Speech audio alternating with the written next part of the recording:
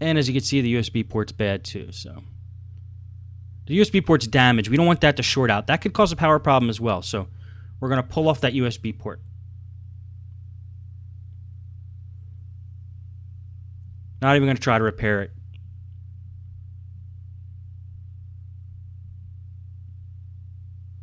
It's really loose, and there's definitely damage to the plastic inside the USB port.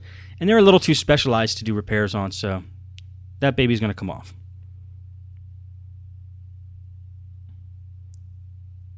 Three of the four connections on that USB port were already torn apart, so we just got to get that one last one off, and then we'll be okay. He's got a couple other USB ports he could use, and he can always use a USB hub.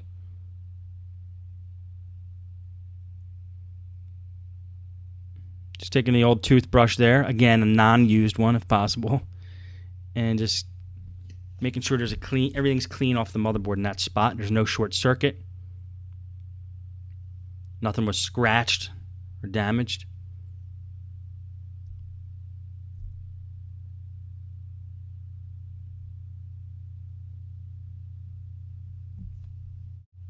And I got the soldering iron out and a little file. And what I'm going to do is scratch a spot on the surface of the motherboard where I'm going to attach some solder and run a wire to the power jack. Basically, I'm going to bypass the original connection the power jack is making with the motherboard and instead replace it with a wire. And again, I use a wire because wire has flexibility, and these power jacks get bumped around a lot.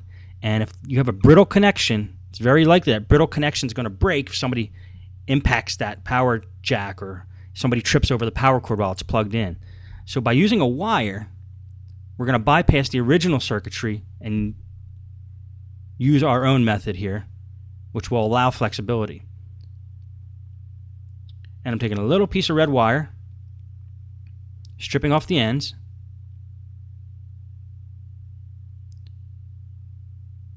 as you can see there. And then I'm going to attach some solder to each end of that wire. I'm going to solder it to the motherboard and connect it to the power jack. Now, in this particular gateway, we have to do this on the bottom and top of the motherboard because there's 2 points of connection. Now, you're going to see here this little spot that I filed out once it comes in focus. It's a little tiny spot right above where it says D1 towards the top of that board there. And I picked that spot because if you looked directly to the right of that spot, that is where the power jack, the pin for the power jack, comes through the motherboard. So we know that that's the positive connection on the motherboard. And you can see a little bit where that positive pin is loose, and that's why I'm going to create a little divot right next to that positive pin. I'm going to use a wire, and I'm going to wire the wire directly to the back of the power jack. And that's going to replace the existing technology that's in there, which I think is faulty.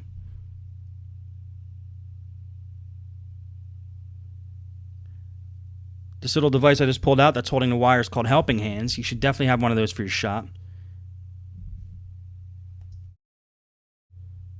And we're going to pull out the solder here, and we're going to solder some solder to each end of that wire. Now, the soldering iron has been plugged in for a while, so it's hot. And we're going to take the soldering iron here and just melt a little bit of solder on each end of that wire. This is the technique I like to do. Like I said, I'm not a soldering professional, but this is what works for me.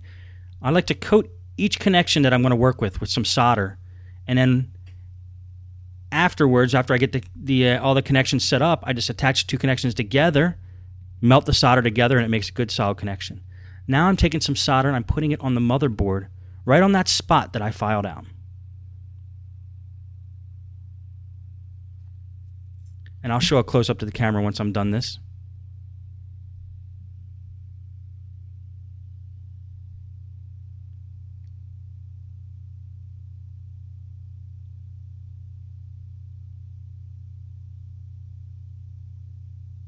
Now, you don't want the exposed connections at the end of that wire to be too long, otherwise they might short circuit with something else on the motherboard. You want to keep them short. You can't really see exactly what I'm doing here, but I'll show a close-up to the camera. I'm just soldering that little red wire to the spot on the motherboard where I filed out, a spot where I could solder.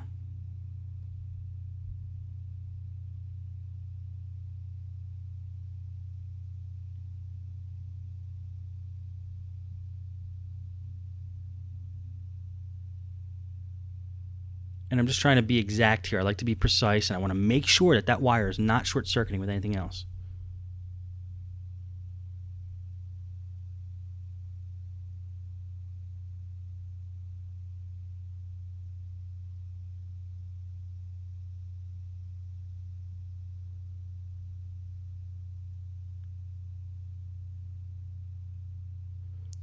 And I like to grab it. You see what I did there? I'm going to keep this in the film.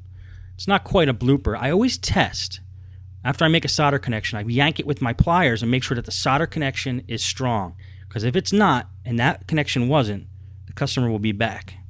So I always do the plier test at the end and just make sure the solder connection is strong.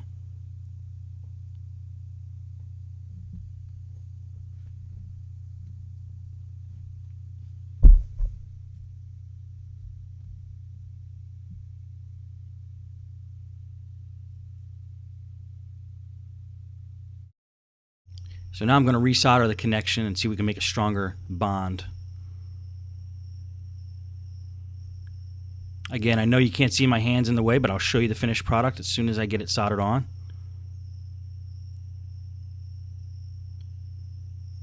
And this is what we're going for. Once that gets clear, I'm going to freeze frame it here.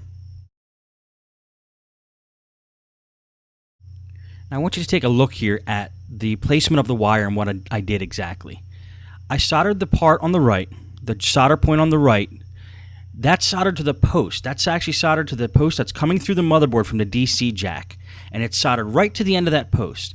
Then the wire wraps around, and then the solder point on the left-hand side solders to a point that I filed down on the motherboard. Now this basically creates just a connection from the post to a spot on the motherboard where the post should be connecting to. I hope that makes sense. What I'm doing is creating flexibility in that power jack. So see that center pin? That center pin actually bends all the way around through the motherboard and onto one of the solder points that I created. Now I'm going to take the pliers and just test the strength of the connection again.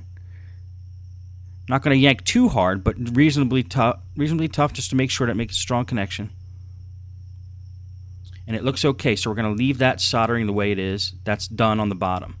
Now these are a little tricky because that power jack, the tip, which basically that tip turns into a post as it comes out of the back of the power jack. That post connects to 2 points on the motherboard.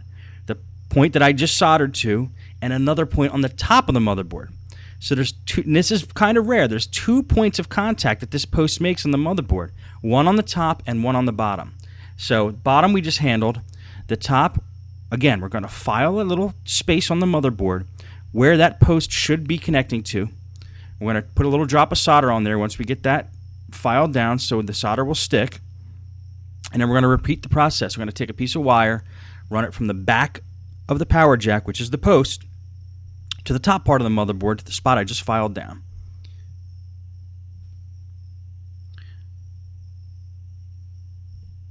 I'm going to freeze frame it again here once this gets in view and show you exactly what I did. Now I want you to take a look at this close-up. This arrow is pointing to the post that's coming out the back of the power jack. That's your positive connector. That's the same thing that's coming out this side of the power jack, which is the tip in the middle of that jack. That tip goes and comes out the back of the jack as a post and attaches to this spot on the motherboard. You'll see the little drop of solder I created right here, which is on the same contact point that would be touching, that post would be touching. Now, as you'll see, I'm going to be creating a connection from the post to that solder point I just created using a wire. So I'm basically doing the same purpose, the same function as the original power jack did, except I'm using a wire again, just to give it a little flexibility, but it's touching the motherboard in the same spot that the post would be, except we're using a wire. Hope that makes sense again, like I said, and we'll see how it turns out.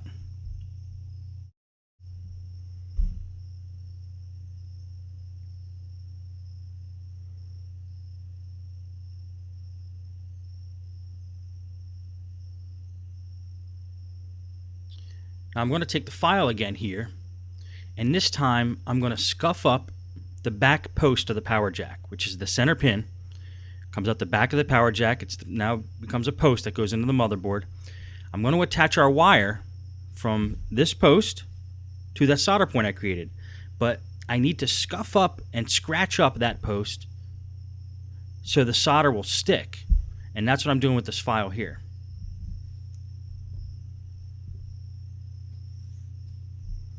Just take the toothbrush and brush away any little metal particles. I'm going to take a little bit of solder. I'm going to drop it right on that back post. This could get a little tricky. That's why it's good to have a nice thin tip on the soldering iron.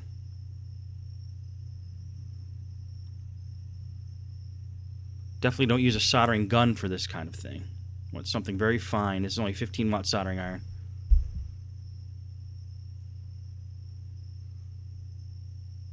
And this is the drop of solder I put on the back post of the power jack. Now we're going to cut a little piece of wire. We're going to attach it to the back post, and we're going to attach it to that solder point. Again, I'm using my little pliers here to strip the wire. Probably better use of wire cutters to do this, but I'm getting pretty good at doing it this way. The only danger of doing it that way for stripping the wire is you could actually cut the actual wire that you're trying to strip, so you don't want to do that. And again, I'm using my technique of just tinning the sides, the edges of these wires. Put a little solder on each point. You don't want to use too long of a wire because remember, you have to stick this back into a confined area that may not have the space to fit a large wire. So that's why I use short wires to do this.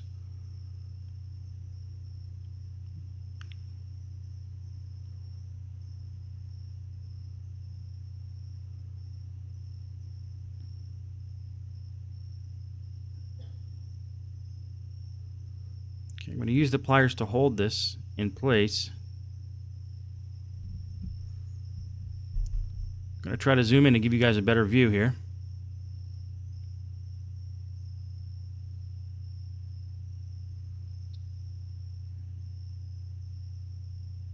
Let's take the wire, put it in place. I guess it's not really that good of a view, but you'll see the finished product.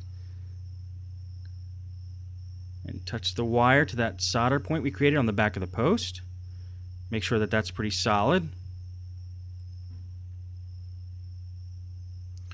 Pull it with some pliers there and make sure it's a good strong connection. I'm going to bend it so it fits right, it touches right at the other solder point on the motherboard.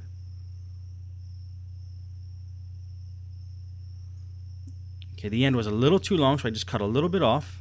You don't want too much metal showing on the end of these wires because then it has a chance of short-circuiting.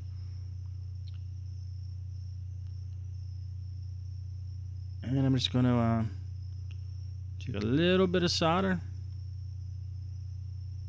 It's tough to get a good view here without my hands in the way. Sorry about that, guys, but I'll show you the finished product and you'll get the idea. And that's all it took. Just a little touch of the soldering iron. Let's pull it and see if it's secure. Right now it's going from the post to that solder point we created.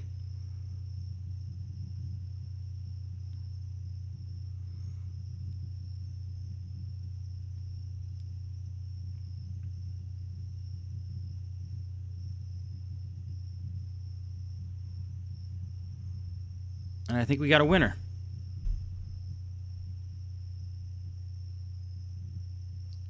And this is what we accomplished. You will see that the wire we just installed there goes from the back post of the power jack and connects to that point we put right on the motherboard, that other solder point. It's basically acting, the wire is basically acting as the post would be, but again, I used it for flexibility.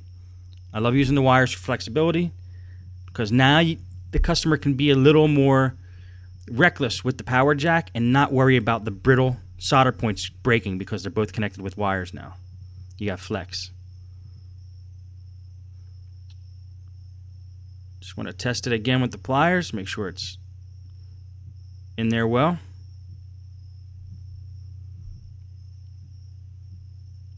And we're good to go.